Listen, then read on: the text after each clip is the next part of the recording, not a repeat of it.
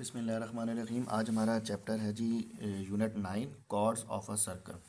तो कॉर्ड किसे कहते हैं वो यहाँ आपको सबसे पहली लाइन में बयान करता है कि अ cord is a line segment joining two points on the circumference of circle. यानी कि उसके सर्कमफेरेंस के ऊपर जो ये आपके पास एक सर्कल है, इसकी जो तमाम की तमाम बाउंड्री है वो क्या कहलाती है, वो सर्कमफेरेंस कहलाती है। तो इसके सर्कमफेरेंस के ऊपर कोई से दो पॉइंट्स जो के दरमियान जो एक स्ट्रेट लाइन बनेगी वो क्या कहलाएगी, कॉर्ड होगी।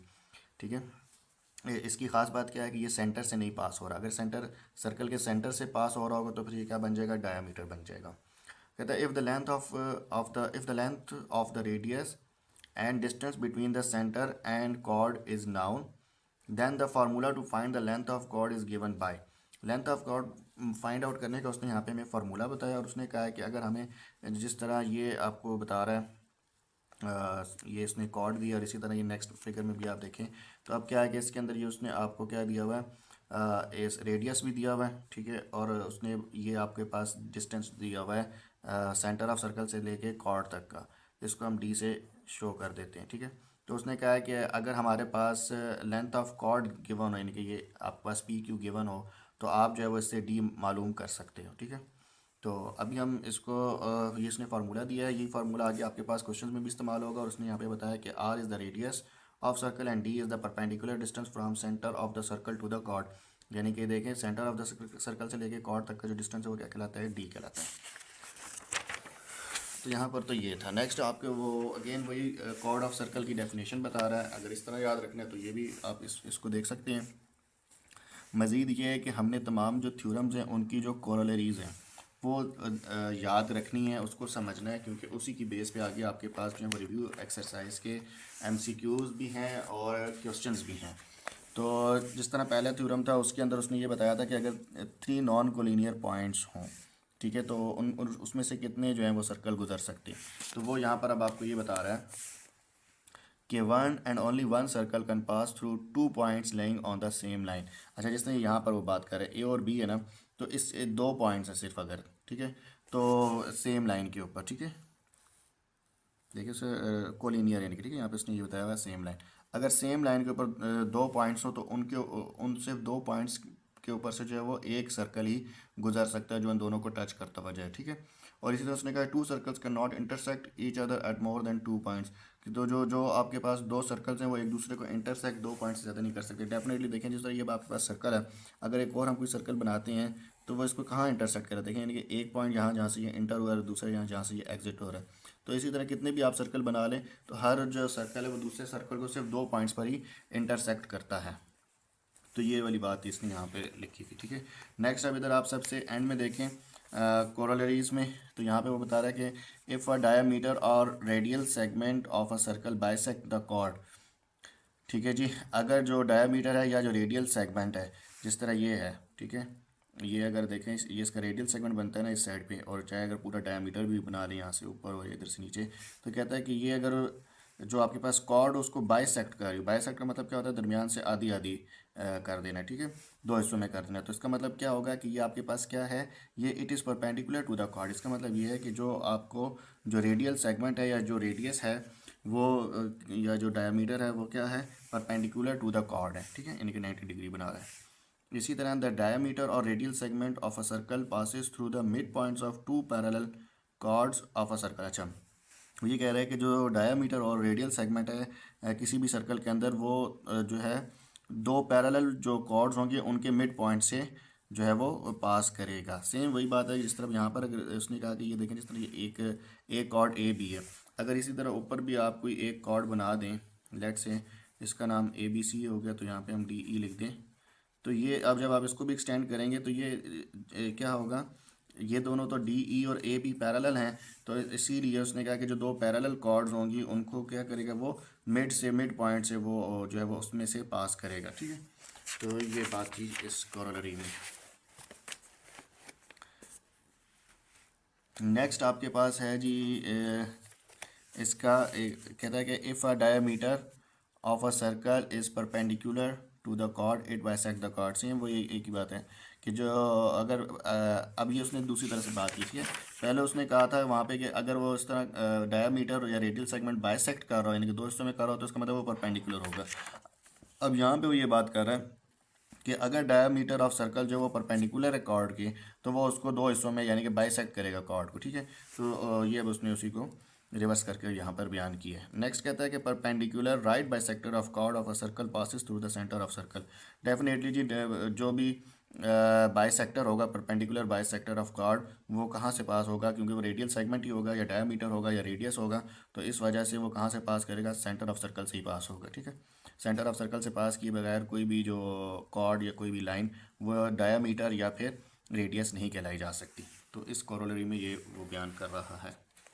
अच्छा जी, नेक्स्ट आगे कुछ भी ऐसा नहीं है, ठीक है। आखिरी थ्योरम के अंदर जो इसकी आपके पास है कोरोलरी, उसमें ये क्या कह रहा है कि if two chords of a circle are unequal then longer chord is nearer to the centre and vice versa. कहता है जिस तरह भी यहाँ पे वो ऊपर वाली तस्वीर में ये इस थ्योरम से निकला है ना, कहता है कि अगर जो आपके पास दो कॉर्ड्स हों और उनकी जो लेंथ है वो अनइक्वल हो, ठीक है, तो कहता है कि जो लॉन्गर कॉर्ड जो होगी वो सेंटर के ज़्यादा नियर होगी, ठीक है। यानी कि जिसने ये बताना ये चाह रहा है कि जो इन दोनों में से ओ एफ या ओ ई में से वो ग्रेटर होगा, जो है वो मतलब नियरर होगा, यानी कि ओ ई स्मॉलर होगा ओ एफ से, अगर ए बी जो है वो सी डी से ग्रेटर है, ठीक है। तो यहाँ पे ये वाली बात वो बयान कर रहा है। इसी तरह नेक्स्ट इसके आप की पॉइंट्स देख लें, क्योंकि की पॉइंट्स और जो कोरोलरीज हैं इसी की बुनियाद पर इसके जो एम सी क्यूज़ हैं वो बने हुए हैं, ठीक है। जिस तरह अब यहाँ पे वो कह रहा है one and only one circle can pass through three non collinear points. अब यही जो है वो मेरे ख्याल से इसका पहला एमसीक्यूज भी है, ठीक है। थ्री को नॉन कोलिनियर पॉइंट से क्या मुराद हुआ जी, देखें जिस तरह अगर हम इसी सर्कल की बात कर लें, लेट्स से कि हम तीन पॉइंट्स ले लेते हैं, कौन से हम पॉइंट्स ले लें, ए बी और डी आप ले लें, ठीक है। तो ये आपके पास क्या है, तीनों नॉन कोलिनियर पॉइंट्स है ना। तो इन इन तीनों को जो है वो एक ही सर्कल, जिस तरह देखिए ये जो एक सर्कल है ए बी डी कर लें या ए ई एफ कर लें, नॉन कोलिनियर पॉइंट्स हो गए तीनों, तो इन पर से जो है वो एक ही सर्कल पास हो सकता है। ये भी आगे आप देखेंगे। और बाकी उसने वही सेम बातें रिपीट कर रहा है। और एक बात उसने यहाँ पे ये बताई है कि two congruent chords of a circle are equidistant from the centre, कि जो कॉन्ग्रुएंट कॉर्ड्स होंगी सर्कल की वो जो हैं सेंटर ऑफ सर्कल से इक्विडिस्टेंट होंगी। इसी तरह two chords of circle equidistant from the centre are congruent. अच्छा, यही उसने दूसरी बात बताई है कि अगर दो कॉर्ड्स इक्विडिस्टेंट हो सेंटर से तो वो आपस में क्या होंगे, कॉन्ग्रुएंट होंगे, ठीक है। अच्छा, अब हम चलते हैं जी इसके रिव्यू एक्सरसाइज के एमसीक्यूज़ की तरफ और इनको देख लेते हैं। अब पहले की पॉइंट से रेलिवेंट है जी, पहला आपका MCQ, how many circles can pass through three non collinear points. तो इसमें से कितना हो सकता है, उधर उसने कहा था वन एंड ओनली वन, तो यहाँ पे आपके पास आ जाएगा option A, one only one, ठीक है।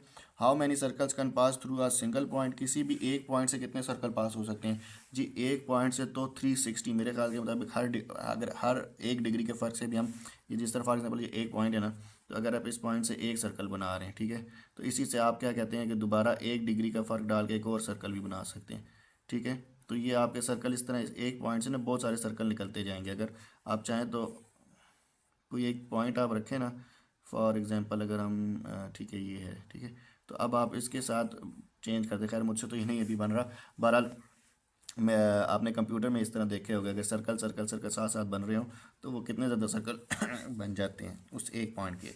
तो यहाँ पे आ जाएगा इनफाइनाइट, ठीक है, जो सेकंड का ऑप्शन है इनफाइनाइट। नेक्स्ट कहता है कि diameter of circle which bisect the chord is dash to the chord definitely perpendicular, कि जो डायमीटर ऑफ सर्कल होगा जो कॉर्ड को दो हिस्सों में कर रहा होगा, दो हिस्सों में वो तभी करेगा जब उसके टोटल क्या है, परपेंडिकुलर है, ठीक है। तो इधर आएगा सी, परपेंडिकुलर। और नेक्स्ट वो आपको कहता है कि अच्छा जी, ये उसने एक फिगर दी, उसने क्या कहता है फिगर ओ सी 3 सेंटीमीटर है, ओ सी क्या है 3 सेंटीमीटर, ये क्या बनता है जी आपके पास, ये डिस्टेंस बनता है between centre of circle to the chord. और उसने कहा ए बी यानी कि जो आपके पास कॉर्ड है ये कितनी है जी, लेंथ ऑफ कॉर्ड आ जाएगी, ठीक है। ये उसने बता दिया 8 सेंटीमीटर, हमने मालूम करना है रेडियस। तो जो उसने सबसे पहले हमें फार्मूला दिया था कि लेंथ ऑफ कॉर्ड, ठीक है, एल सी से मुराद है लेंथ ऑफ कॉर्ड, इसको मैंने एल सी इस तरह लिखा है, एल सी इक्वल है 2 √r² माइनस डी²। तो जो वैल्यूज़ गिवन है वो पुट कर लें, एल सी जो आपके पास 8 है इक्वल्स टू आपने 2 लिखा, एंड देन आर का r² लिखा, और डी जो आपके पास 3 है तो 3 का अंदर स्क्वायर लिख दिया। देन आपने क्या किया कि ये 2 दूसरी तरफ जाके डिवाइड होगा, 8/2 करेंगे तो 4 आ जाएगा, और फिर आपने क्या किया कि इधर आप नेक्स्ट स्टेप में अंडर रूट ले लें, सॉरी स्केयर ले लें दोनों तरफ, क्योंकि ये आपने स्केयर रूट से काटना है। तो 4 × 16 हो जाएगा, और इधर आपके पास स्केयर रूट से कटेगा तो बाहर आ जाएगा r² -9, -9 दूसरी तरफ जाके प्लस हो जाएगा, r² इक्वल हो जाएगा आपके पास r² इक्वल हो जाएगा 16 + 9 यानी कि 25। तो r आपके पास क्या आ जाएगा, अंडर रूट लेंगे तो r इक्वल हो जाएगा 5 की।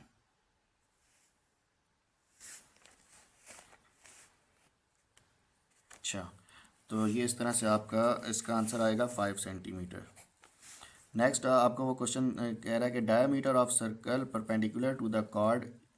अच्छा जी, डायमीटर ऑफ सर्कल जो परपेंडिकुलर कॉर्ड के वो क्या करता है, बाइसेक्ट करता है उस कॉर्ड को। तो यहाँ पे बाइसेक्ट आ जाएगा। Two congruent chords are equidistant from the centre of circle. ठीक है, definitely from the centre of circle. तो ये यहाँ पे सेंटर है, इधर आ जाएगा जी सेंटर।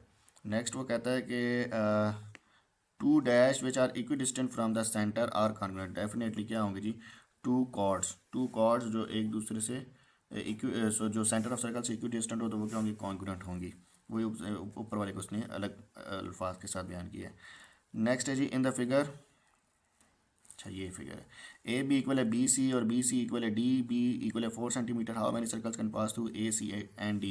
यानी कि देखें ए सी और डी, इस इधर से कौन कितने सर्कल पास हो सकते हैं जी, इन तीनों पॉइंट्स के ऊपर से कितना हो सकता है, एक ही सर्कल पास हो सकता है। क्योंकि ये क्या होगी जी, ये देखें ये नॉन कोलिनियर पॉइंट्स हो गए ना, ये एक तरह से ट्राइंगल बना रहे हैं। तो इस सारे पे से जो है ना वो एक ही सर्कल गुजर सकता है। तो यहाँ पे आंसर आएगा 1।